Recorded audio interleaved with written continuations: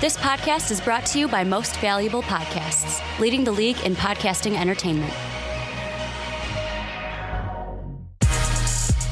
Welcome, ladies and gentlemen, boys and girls, children of all ages. This is the Fast Break Podcast. I am Sean Anderson. I am joined by Ricky Widmer. Hey, guys. How's it going? And Dave Oster. Hello. And the streak has built to 3. Tres. Other numbers in other ways to 3. I'm coming for you, in. Cal. He's coming for 169 right there. The Iron Man is here. Old Brett Favre's in the building. Dave you Oster. haven't gotten to Brett Favre's number yet. I'll get there. You'll get that next 297, week, I think it hopefully. is. It's going to be a long time. It's going to be a couple years you got, Dave. We'll see how it goes. This is a weekly podcast, so you're going to have to be showing up here, man. You ready? I'm ready. Are you excited? Maybe.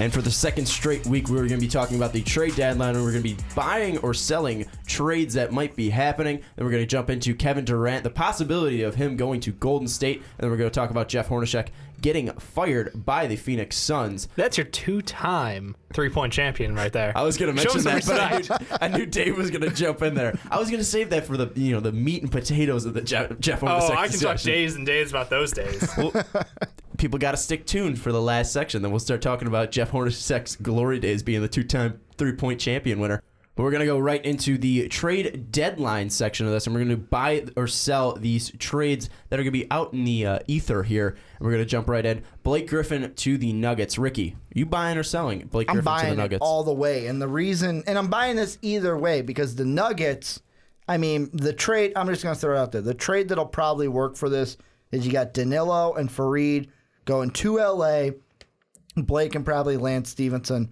coming over to Denver. Picks are going to be involved. Do I know which ones? No, because I'm not a GM. But either way, I'm liking this trade, because if you're Denver, you get Blake Griffin, who you're going to sell jerseys. He will help your team in the future.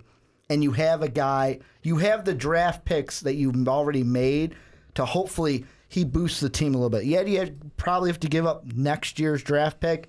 Yeah, but hopefully it's only one. If you're the Clippers, you're looking at this going, wait, Blake got injured and we've been doing better without him? Fuck this guy. We don't need him. That's why I'm buying for both of them. I mean, looking at the Nuggets, they're not in contention with Gallinari and Fareed. Mm-hmm. So you're going to move those guys, try to help the Clippers become better, and then you're taking Blake in for the future. But you're also giving up more future there, because then that team just becomes Moutier and Griffin. And if Moutier doesn't develop like people think he will, then it's just going to be Blake Griffin all over again. It's just going to be like the Clippers when he drafted him. So I don't know if I completely buy the Nuggets there, but Dave, you want to throw your opinion in here? Absolutely. This is a strong sell for me. I don't see this as a win for either of these teams involved. I think if the Nuggets do this, they're selling out their future for, just like you said, it's one guy out there who won't have the support of an entire franchise around him. And we've already seen what he can do at his best. It's not going to be enough to carry this team into a serious championship run. He may be able to get them to the playoffs, but even that is kind of questionable at this point. So my thoughts are there's no way you sell out your future this hard if you're the Nuggets. If you're the Clippers, okay. So they may play better right now with him off the court, but you don't know what's going to happen to this team going forward. They go on hot streaks. It happens. Look at the Knicks. The Knicks went on a hot streak and looked like a playoff team, and now they're coming back down to earth. Why? Mm-hmm. Because of injuries, fatigue, and season length. You have to watch out for this. As the Clippers, yes, they're going with a shorter lineup, which means everybody's getting more play time. Legs get heavy as the season goes on. This is a team that will be happy to welcome back a healthy Blake Griffin, and he's going to seriously help them as far as their scoring goes. Yeah, his defense isn't the best, but he allows you to stretch out the floor a little bit and give some help to DeAndre as far as the boards go. See, and the other thing I look at is, I know you said, Blake Griffin, they'd welcome him back, but you don't think that the Clippers would welcome, let's say, a Kenneth Fareed and a Danilo Gallinari, who, Lance Stevenson, they're not even using him right now. Well, he gets limited minutes. Last podcast we brought him up, we made the point of it's like they don't know how to use Lance. So yeah, but I don't know if Lance knows how to use Lance all the time. But if you're looking at the way I look at it from my view outside is you're doing better without Blake. You don't even use Lance right now. Why not get two guys who you can use? And the thing with Blake that we haven't really brought up is how much are you going to put in the equipment manager thing into he hit the guy, and I mean sometimes people get passionate. Sometimes they say I remember a certain Michael Jeffrey but... Jordan punching a teammate out. That didn't seem to incur too much of a penalty for him. See, I thought are you comparing Blake Griffin to the greatest Michael No, Jordan? I'm just saying that when it comes to frustration, sometimes it gets away from you. Some people punch fire extinguishers. Not the smartest of choices, obviously, but they do. I thought you meant throw the equipment manager into the trade. No, not the whole that situation. adds some serious I consideration thought you now. meant give the guy that Blake punched and send him to Denver as well. Unless you're keeping the target dummy with him? Yeah. No. Then the Nuggets would have to trade their equipment manager because he'd be nervous having Blake come over to the team. See, I like the idea of push Griffin out because he's kind of a negative aspect in the locker room with the whole equipment manager guy. And you thing. you don't really need him either. Well, I mean, but I don't think Gallinari and Gallinari plus Fareed equals Blake Griffin. I think it's completely lopsided because Gallinari is a great scorer. He is. And he might be a great sixth man for the Clippers. But I don't believe in Kenneth Fareed. I mean, he's very similar. He's kind of like a budget Blake Griffin, where he's a ton of athleticism, but nothing else. And he's Blake, also $7 million cheaper. Yeah, but look, he's not even averaging a double-double. He's 12 and 8. I'm sorry, that is not something you want out there. But do we need a guy to come in and, boom, be a double-double a night? Or can they say, hey, we just need you guys to give us quality minutes Basically, off the bench? you're taking Blake Griffin and splitting him in half. Yeah. You're going, okay, if we want scoring, we can put Danilo in. If we want defense, we can put Kenneth in. Right now, they don't have any of Blake, and they're doing fine. I know you mentioned like the hot streaks and the low They streaks. got people stepping up right now. But I see that, and I go, well, if you can win without Blake, why not add a half and half? I don't know. I don't trust Fareed really because, I mean, him and DeAndre are too similar because they both work really in tight to the basket. So that's really going to clamp up that defense because, you're not going to be spreading out the floor, which they're doing, which is making the Clippers so great. And, I mean, plus, could Gallinari play the 4 really? I mean, if you want to have an extreme stretch 4 because they're going small and they're using the 3-point shot to their advantage. I mean, JJ Redick's going off. So I think that's really making the Clippers great. I think you need to add more shooting on the Clippers side. With this whole deal, they can add you can add a third team and, hey, you know what, we ship this guy here. They can do other things with the deal. But based on just the Nuggets getting Blake Griffin and the Clippers getting rid of Blake Griffin, I would buy it because, like I said, Clippers don't need him because they're winning without him. Oh, and my the God. Nuggets, it would help their team, and it would help How their many games have jersey they played sales. without him? Give me the game count. They've 18. played since 18. December, 18. Yeah. They're 15-3 Right. without him. 15-3 is a pretty damn good It's a record good without stretch. him. It is. There's no denying that. But if you look at the teams they've played, the quality of opponent, and then look at the rest of the season going forward, you'll see that there's going to be some dips in this schedule for them. Okay. They're going to go through some tough shit. I'm extremely happy for the team that's winning right now without one of their best players and one of the most valuable players in the league. But don't tell me that team is better without him. I think they can be fine without him. That's my personal opinion. I think the real test of this team without Blake Griffin will come in February 18th when they play San Antonio. The next game they play Golden State, and then they play Oklahoma City on March 2nd and March 9th. So whenever they play the top 3 dogs, that's going to show. That's how you need to show They have to go yourself. through them. If you're going to go for a championship, okay. If you're a good team, you're going for the championship. Let's be honest. How are you going to knock out the top dogs? Wait, I'm going to throw this out there right now. We can say all we want about this trade, but to be honest, the Warriors and the Spurs, I've said it before, they're the best. So will this trade make them better than the Warriors and the Spurs? No. Well, keeping them. They might be better than the Blake Griffin. Keep them better than the Spurs and the Warriors. I'm not even throwing the Thunder in there because to me it's the Warriors and Spurs. This trade doesn't affect them in that part. So I'm not even thinking how is Danilo going to do against, Well, you know what? I'm not thinking at that point because they can keep Blake, and they're still not going to beat the Warriors and the Spurs if they play them in the playoffs. Blake is a better offensive weapon than Gallinari, though. You're downgrading in both sections. Plus, I feel like Blake has the athleticism to at least match Draymond. I don't know if he can stop Draymond, but I mean, Draymond, but Kawhi too. Exactly. I mean, I don't like that trade. I don't like the whole idea. If I'm the GM, I'm taking it as a buy for both because with or without Blake, I'm looking in. You're not going to beat the Warriors or the Spurs in a best of 7. Dave, if you're selling this, so where would Blake Griffin go if he's going at all? I mean, I think the best hope for him to go anywhere is still Boston. And that's just because Boston has so many assets that they can throw up at the Clippers. I don't know if you're ever going to find like a great way to do contractually, but like, I mean, they're always throwing David Lee wants to play because he's getting 0 minutes basically. Mm-hmm. And yes, he is offense, but no, he doesn't play defense at all. And so you're hoping to balance it out with, you got any number, probably you're going to go Hunter in that deal. Yeah, he's gone. you also have and then picks. You have the Nets first round draft pick this year, which is going to be a top 3 lottery pick there. Yeah. So I mean, that's a ton of value. If you right do there. those 3, I mean, I don't know. I don't have the trade. If you do Blake straight up for Lee and RJ Hunter, it works. Yeah, The numbers work is what I'm saying. So those numbers plus that first, and that's how it would run out. I would see a deal of maybe you throw in David Lee and maybe an Avery Bradley. You want to throw out a point guard that can kind of shoot, or like maybe like an Avery Bradley, Marcus Smart, or maybe even an Evan Turner if they want someone to drive. I don't think they need. I honestly think if you give them RJ a first and Lee, I think that the Clippers would be interested in that. But that also makes their team worse now because you're not. I mean, David Lee really won't provide that much offense for you. Right? They're still the same log jam. Yeah, you're still getting rid of Blake Griffin for that playoff. But here's that allows them to dump off more bigs. But here's the great thing about Lee: if he doesn't work out the rest of this year, he's done. Yeah. He's gone. Yeah. No, I agree with you. I mean, it doesn't solve the Clippers' big problem. Or, I'm sorry, the Celtics' big problem of the logjam of bigs or the pseudo bigs. Well, and I mean that's confusing. A thing I'm gonna throw out there. I know it wasn't in our top 5 buy and sells, but the news coming out this past week that the Celtics are interested in looking into Dwight, and I'm like, why? Why even looking into Dwight? Because like we mentioned it last week, we're mentioning it this week. You have a log jam of bigs, right? But why they don't have that true center big who is reliable night in, night out. Which and I think you combine that with some Blake of the youth. Griffin that would provide it. I saw it and I was like, well, what the fuck is this? Yeah, no, I think Dwight would be a good pickup for them, but I think he'd be a what they better really need to pickup than do Blake. is ship a lot of these 3-4s. Mm-hmm.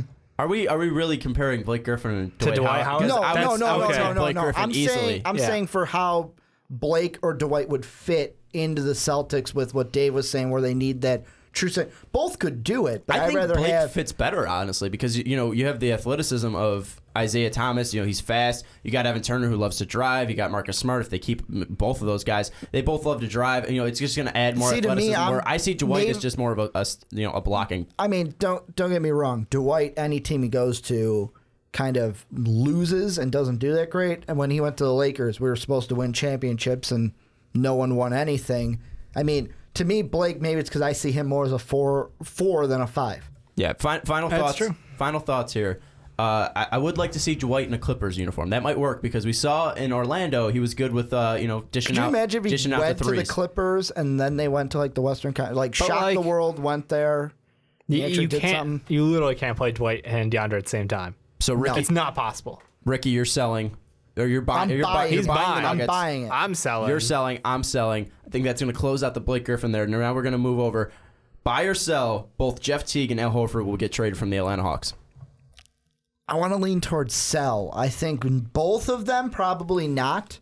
One of them, yes. And if I had to put my money on it, it'd be Jeff Teague. And the reason why I'm saying that is, Al Horford, there are teams that want him, the Pistons being one of them. However, the thing with the Hawks is they've got this guy called Schroeder. And Dennis Schroeder. He's the point guard. To them, he's the future.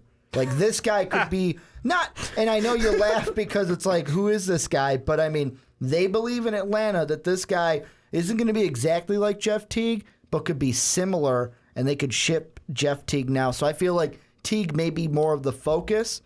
One of them goes, and it's going to be Teague. That's why I sell. I'm with you on the thought that only one of these is going to go, but I think it's Horford. Okay. I'm on the other side. I think Teague is still a good talent, and he's still a step above Schroeder. Don't get me wrong. I think Schroeder can develop, but he's got a long way to go before you say he's and better another thing you got to look at is both Teague and Schroeder have 2-year deals. Horford, so if you keep Teague, Schroeder may sit back and go, well, okay, at the end of this, I'm gone anyways. So now you lost out. But Schroeder's still getting over 20 minutes a night. I think that they can kind of play with that value.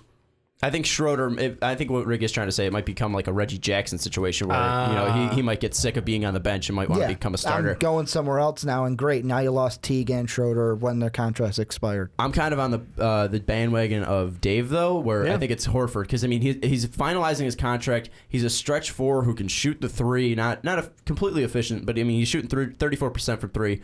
I mean, he's the stretch four that people want, that people need. His contract's expiring. I think he's got a ton of value out there. And for I teams. think the Hawks, if they think they can't retain this guy after the end of the season, why not move him, get some assets that can help you for this playoff run, maybe try to upset the Cavs. I don't think that will happen, but, try to get more pieces for the future here. Honest answer, if I was in the East and I wasn't the Cavs, the Bulls, and Toronto, if I wasn't any of those three teams, my goal would be to reload hard enough for probably next year or the year after. That's when you want to peak. Why? I think that this Cavs team has it locked up. And I mean, the Raptors play as a team much better, but it's basically everybody looking on the outside. What I want to see is them build up to challenge that, but there's not enough talent that they can pull in 1 year. I think that you give guys 2 years to develop, this year or next year to develop. That third year coming up, they're going to be able to compete against them. And I think guys like Al Horford are going to be the building blocks of that. So, I mean, that's my thing as a GM. I'm going to pick my moment. I'm not trying to all in every year. But if you're saying you want to take these building blocks here and, you're going to get building blocks with Al Horford. Yeah. Why not trade Teague, though, and get Teague and Horford out, and you have Schroeder who can come up and develop, and you're getting more assets maybe, and Bazemore's looking great. So, I mean, you got Bazemore and Schroeder there, locked down. Millsap most likely would be gone by then, or he'll be at least completely diminished. Horford just has higher value, though, than Teague right now. That's fair. I think there's more of a market for him. Like you said, he's a much more versatile player. And as far as guards go right now in the East, yeah, I mean, Knicks probably are in for market for a point guard, but I really can't say any other point guard markets there that people want, unless the Bulls jump in on their, thinking that D-Rose won't hold up. Well, I mean, one thing I was going to throw out with Horford is right now the big player for Al Horford is the Pistons. Yeah. However, for Atlanta's side, the thing they have to think, if they want to get Horford off their team, they got to start pitching fast and furious to the Pistons, because what they may do is Detroit may say, you know what, this is taking too long. Hey, Nola, how's Ryan Anderson doing? Because they can just go and flip it and say, hey, you know what, we'll work out a deal for Ryan Anderson. And then when Horford leaves you next, like at the end of this year, we'll get him in free agency kind of a thing. Yeah, I think the Pistons are dangerous right now because they do have that second guard that they're willing to just kind of, toss up in the air, like, who wants him? Huh? Anybody interested? The big thing is, like you said, though, it's if they want them, they're going to give them another guard. So, okay, why would the Hawks want another guard? The assets don't really match up great, so I think you have to introduce that third team into the trade. Who that wild card is, I'm not sure. Could always be the 76ers. They're looking to dump talent, It's about that time of year again, right, guys? I mean, Joel Embiid is still out there, Noel, so let's just trade Okafor. Right? Right? Who needs Ja anyway? But, I mean, looking at the Hawks, they're at the third seed, so, I mean, obviously they're still in contention here, but it looks like the 1 and 2, Cleveland and Toronto, are going to be locked in into the playoffs. But, I mean, Atlanta's still not even locked into the playoffs, even at that 3 seed, because the Hornets are in 9th place right now, but they're 12 back from the 1 seed, where Atlanta's 7 games back. So, I mean, if Atlanta just completely falls down or an injury happens, you've like the only Blake got Griffin, a couple games in between. Yeah, like the Blake Griffin happens, they can fall. So I think they really need to decide whether they're a buyer or a seller here. And I mean, if they're going to sell, they have the pieces to sell, and they have the pieces to build up for the next last 2 year was years. their miracle year. If they had a chance, it was last year. I hate to tell you, but plus you gotta change pieces. Dropped. Exactly, and that's the thing. Huge. You had phenomenal performances across the board. You had that deep bench showing off that style, and it's just like, look, man, you came close. You didn't do enough. I think you got to change things around a little bit more than you're willing to. Get uncomfortable, but find those pieces for the future. Well, when you say, like, as soon as you said last year was the year, a.k.a. Carroll was the guy that, like, he was a huge asset. Unless you have him, I don't think you can't beat LeBron in a best of 7 because you gave away Superman's kryptonite. And the thing that, I mean, it goes back to what you said, Dave. If I'm in the East right now, maybe I'm not, if I'm like in the playoffs and I'm not Cleveland, I'm going, okay, we're in the playoffs. It's probably good. However, are we seriously going to contend? Probably not. I'm going to look for the future. Well, you just brought up DeMarre Carroll. DeMarre Carroll's now on the Raptors. They're 2 games back of Cleveland. So I mean that could be the other team that contends. That makes the a 2 move at the top, and Atlanta's not one of those 2 teams. So why not trade get something for the future when Cleveland starts to fall off because LeBron gets older. You said sell originally. Are you changing? You flipping to buy or sell? I'm saying sell. One of them goes. I'm leaning towards Teague. However, it could be Horford, not Teague. One of them is staying. That's point, Pat. Dave, same question to you. I'm sticking to my gun. It's a sell because one is going. It's Al Horford, if anybody. And I'm about 50-50 on it because I feel like they should pull the trigger, but maybe that's me being too, I don't want to say realistic, but maybe negative about their prospects in the playoffs this year. I'm also selling that one. I'm agree with that. If anyone's going to move, it's going to be Horford, but I'm also not really sure if Horford's going to move. Final two before we wrap this up. Okay. Quick ones. Buy or sell, K-Love finally gets dealt. Because you brought up that Cleveland, might not want to move. Cleveland might want to stay pat here.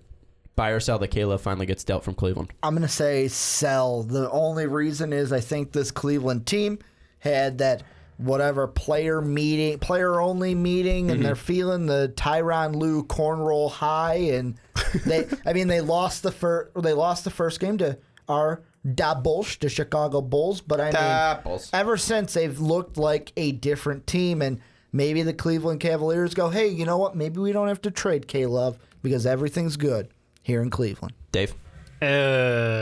I'm saying everything's sell. good? That's what they're going to say. No. I'm saying that's what they're going to say, not trade him. Okay. They have lost two straight. They lost the first one to Chicago. That's enough to get a coach fired. Yeah, it is.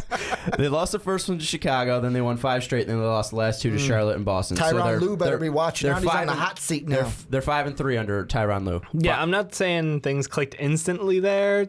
There's a little bit more acceptance into the system. It feels like, even though they were running his offense already, it just feels like things starting to flow a little better with the guys out there. They have him already. Plus, it seems like he pushes them, and they go, okay. They might accept the challenge. Yeah, they accept the challenge, not necessarily David Black goes, hey, you should do that. Fuck off. That's what LeBron There's says. a little respect there. There's mutual respect, I think, shared. I don't know. I don't like K-Love leaving. I think he's going to stay put because, honestly, his value in the market, not that great. A lot of teams are like, yeah, we wish you would be like the old Timberwolves I don't know if you're ever going to be. Yeah. So I think he's there, and I think that he has a chance to actually, look, if LeBron has an off night, he can step up. If Kyrie has an off night, he can step up. It's always that option. I don't know if we'll ever see it because it seems like JR really likes to get shoot happy whenever there's a chance. Well, JR's always shoot happy. That's true. That's true. I was watching NBA TV, and they kind of said that K-Love is kind of still finding his spot. It took Chris Bosh to find his spot, and look what Chris Bosh has developed into. Yeah. He's really turning into that real stretch 4. He's turning into that all-around player. I think K-Love is still finding that spot. Yeah. But I'm going to be different than you guys. You said sell. We both said sell on all 3 last time. I'm ultra sell. Well, I said buy on the first one. You're buying. I'm buying K-Love gets dealt. I'm buying that they move K-Love. I'm buying that they go for a more traditional big man here, or they just go for a guy who just only shoots 3, like a Ryan Anderson there, and maybe get a deal that way and just get a lot of picks for the future. K-Love Ryan Anderson. I want to throw something off of what you said about Chris Bosh, and the one thing I think of is maybe Chris Bosh was quicker to get to that, okay, this is where I fit in, because when I think of the big 3, the Miami big 3, the way I've always described it, and I still describe it, as the bigger brothers, D. Wade and LeBron, said, hey, we're going to Miami, and then Bosh said, hey, can I tag along? And I don't know. Mom, they won't let me play. Take your brother, Chris. Well, since he was like the little brother to start, he's like, okay, I'll fit whatever role you need because I just love being here. But he's kind of like Eli Manning to Peyton. He's like the two are LeBron James and D. Now that he's on his own, he's his own guy. He's not his own player. He's still with his. He's still with D. Wade. I'm saying they're without LeBron. But I'm just trying to say. I'm just thinking. I see it as like D. Wade and LeBron were Peyton, and then Eli is Chris Bosh, and just Chris Bosh never got the recognition because he was a perennial All-Star in Toronto. Yeah. But anyways, unfortunately, he played in Toronto. Yeah, that was the thing. He was happy to be anywhere. He was happy just to be with them. God, Vince Carter was so salty about being stuck up there. So I'm gonna say buy K-Love getting dealt because I just want to be different here. And now, but he was in the Instagram picture. You can't underrate that value. Maybe that right there. Maybe the team chemistry is really the man coming had to along. Photoshop himself into LeBron's last time. Final buy or sell topic: the Kings moved 2 or more of the big 3 of Rudy Gay, Rajon Rondo, and DeMarcus Cousins. Ricky, you buying or selling? Read that one again. The Kings move 2 or more of their big three. Their big three of Rudy Gay, Rajon Rondo, and DeMarcus Cousins. See, I'm torn here. I want to say sell because I want to say Rudy Gay is the only one that gets moved.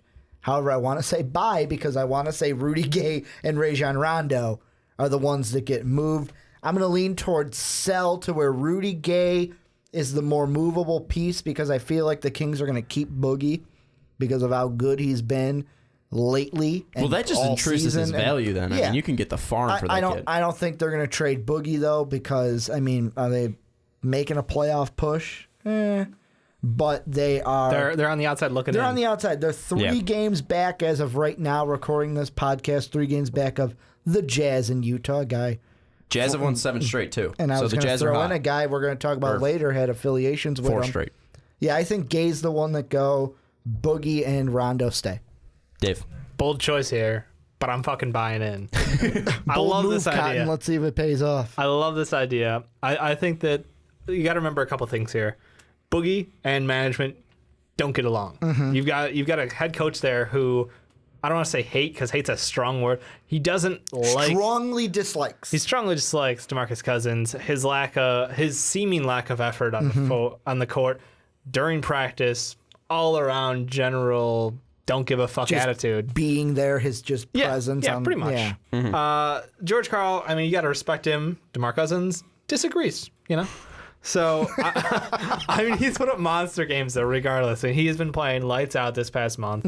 I don't know if there's been... I mean, I don't want to say there's been a better player in basketball because Steph is going off night after night. But he is the best big. No question answered. I think he's definitely jumped into that top 5 NBA player conversation. So, I mean, with him, it's the big question of can you find value for him? With Rondo, it's a clear yes. This man is putting up like 11, 11, and 6 right now. Great numbers. This looks like old Rondo on the Celtics when he was feeding the big 3. I mean, I am thrilled. He looks aggressive again on the floor. He knows when to pick and choose his moments to dive into the lane. He knows how to play musical chairs to get you to miss the free throw. Oh, he does. That was a beautiful moment. That was a beautiful moment. But no, I think the man's on a 1-year contract. You sell him high. This is not a team that's going to win you a championship. They can't even contend for even in the first round. I think they're a one and done, even if they do make it. They don't have the right matchups to make that play to push deep into the playoffs. So I would love to see Rondo get shifted. And if Rondo gets shifted, you go, okay, well, let's look what's next. Rudy Gay. Rudy Gay has been talked about more than anybody out of these big 3 getting moved because he's just a shooter. No offense, his game has been simplified down quite a bit. He's a small forward who, he'll get you buckets. Rebounds seem like, I think his numbers are just kind of inflated because he's there. Rondo's really aggressive about it. DeMarcus Cousins aggressive. It's just like Rudy Gay's just like, I got a rebound. Cool. I mean, I don't know. You see those guys who are real. You see the guys who are real, like going after stats, like fucking Draymond Green. Draymond Green even admitted that he almost lost them a game because I was going for the triple double. It's like I just don't see that. I don't see Rudy Gay being that caring about stats. So look, you got a shooter who has a great value on the market right now. I think that teams would totally love to add his scoring presence. There's a lot of teams out there looking for this. His contract is manageable. There's at least 5 teams out there who want to pick him up. It's just all the question of, well, can we find the right deal, make it worth it for both sides? I think this Sacramento team sell out this year. You've seen what you can do with a bunch of misfits, but you see this huge future in DeMarcus Cousins and Willie Cauley-Stein. And you've got hope that maybe Ben McLemore will live up. So, I don't know. I'm a huge sell. You're a huge buy. Huge buy. Can I throw one question in there? Go. To kind of take 4 and move it into this trade one? machine. Trade machine. Watch out, guys. I am. I was 2K, okay. I was just going to throw out there, using the last buy or sell we did into this buy or sell. Yeah. Chances of maybe a Kings-Cavalier trade with K-Love and Rudy Gay involved. Straight up? Just not straight up. There'd have to be more than that, but those would be the main 2 pieces. I feel like JR would not accept that trade. JR says I no. think it's also just, I mean, K-Love. Boogie, K-Love, Rondo. K-Love's he's more valuable than just Rudy Gay. Well, you'd I have feel to like give Rudy up more Gay, just because of contract, too. But I mean, Rudy Gay is more of like, I feel he's kind of more of the ideal sixth man, kind of. Like, if he went to Cleveland, he's the sixth man. Yeah, no. But I mean, with K-Love, he's an instant starter. He can be a star on a team.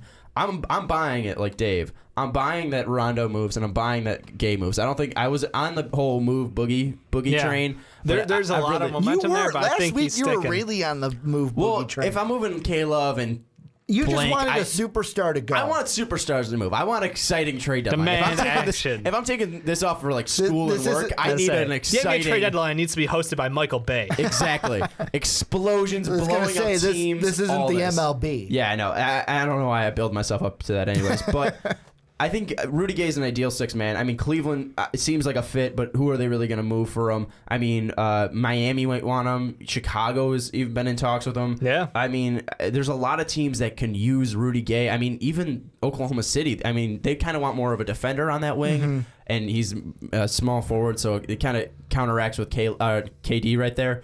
But I just feel like he kind of reminds me of Harden a little bit. Kind of, yeah, a little budget James Harden. Yeah. But I feel like he's a prime six man right there, Rudy Gay. So I feel like he can improve a team a lot, and they'll probably give up at least a first rounder for him. And Rondo's turning into, if he gets the right coach, is what we've really seen. Yeah, it's really just he finds his groove, and look, he can turn back the clock. He's not an old guy, but like he turns back to when he was like triple double potential. So what I'm gonna throw out there, backup point guard for the Clippers, the right coach. Oh, don't you? Doc Rivers.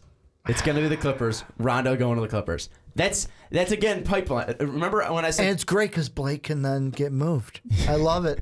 remember when I said superstars? I just want 2K to happen. I want Rondo. Yeah, but what about and Austin Doc Rivers? Scrub.